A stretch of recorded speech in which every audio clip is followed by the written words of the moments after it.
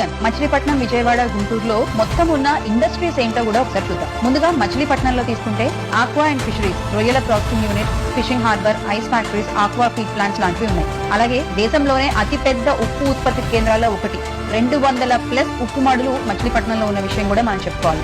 ఇక handloom and Kalamkari విషయానికి వస్తే Machilipatnam Kalamkari gold leaf painting GI tag ని కలిగి ఉంది. Port based industries, logistic park, edible oil refineries, solar power కి ప్రతిపాదనలు కూడా ఉన్నాయి. ఇక others, rice mills, fish meal plants, boat building yard, ఇలాంటివి చాలా ఇండస్ట్రీసే మచిలీపట్నంలో నెలకొని ఉన్నాయి. ఇప్పుడు విజయవాడలో ఉన్న ఇండస్ట్రీస్ ఒకసారి చూద్దాం. ముందుగా విజయవాడలో మనం మాట్లాడుకోవాల్సింది అతి పెద్ద ఆటోమొబైల్ ఇండస్ట్రీస్. ఒక ఆటో నగర్ లోనే 1000కి పైగా automobile workshops, spare parts, body building, Leyland service hub, ఇలాంటివి చాలానే ఉన్నాయి.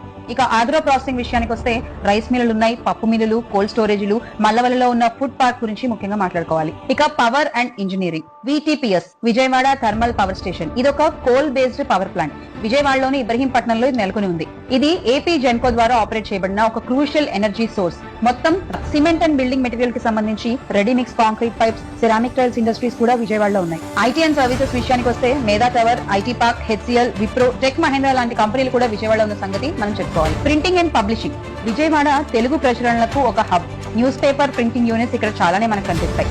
ఇక లాజిస్టిక్స్ చూస్తే కృష్ణా జిల్లా రైల్వే అండ్ రోడ్ జంక్షన్ కావడంతో వేర్ హౌసింగ్, ట్రాన్స్పోర్ట్ హబ్ గా కూడా ఈ విజయవాడ ఉంది. ఇప్పుడు గుంటూరులో ఉన్న ఇండస్ట్రీస్ గురించి మాట్లాడుకుంటే ముందుగా మనం చెప్పుకోవాల్సింది అతి పెద్ద వ్యవసాయ మార్కెట్.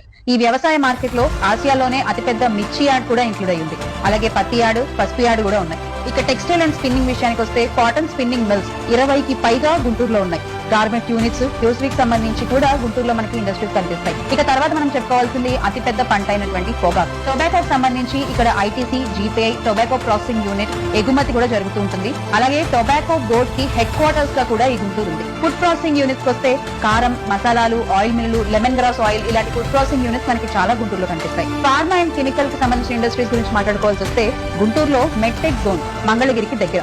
అలాగే ఇక్కడ GMC ఉంది, గుంటూరు మెడికల్ కాలేజ్, GGH ఉంది, గుంటూరు గవర్నమెంట్ హాస్పిటల్. అలాగే బల్క్ డ్రగ్ పార్క్ ప్రతిపాదన కూడా ఉంది. సిమెంట్ అండ్ మినరల్స్ ఇండస్ట్రీస్ గురించి మాట్లాడుకుంటే KCP cement, lime stone mining, granite industries గుంటూరులో మనకు కనిపిస్తాయి. ఎడ్యుకేషన్ కి ఎలా ఈ గుంటూరు అనుబంధంగా ఉంది అంటే printing, publishing, coaching eco system పెద్ద పరిశ్రమగా మారింది. కాబట్టి మొత్తం మావిగన్ లో ఎడ్యుకేషన్ కి సంబంధించి గుంటూరు ఒక రెవెన్యూ జనరేషన్ హబ్ గా ఉంది. మొత్తం మచిలీపట్నం, విజయవాడ, గుంటూరు నుంచి స్టేట్ గవర్నమెంట్ కి వెళ్లే ఆదాయం ఉజ్జాయింపుగా చూసుకుంటే గనక మచిలీపట్నం నుండి 1200 నుండి 1800 కోట్లు ఒక సంవత్సరానికి, అలాగే విజయవాడ నుంచి 8000 నుండి 12000 కోట్లు ఒక సంవత్సరానికి, గుంటూరు నుండి 6000 నుండి 9000 కోట్లు ఒక సంవత్సరానికి, అంటే మొత్తం 15200 నుండి 22800 కోట్లు ఒక సంవత్సరానికి ఈ మావిగన్ నుండి స్టేట్ గవర్నమెంట్ కి వెళ్లేటువంటి రెవెన్యూ.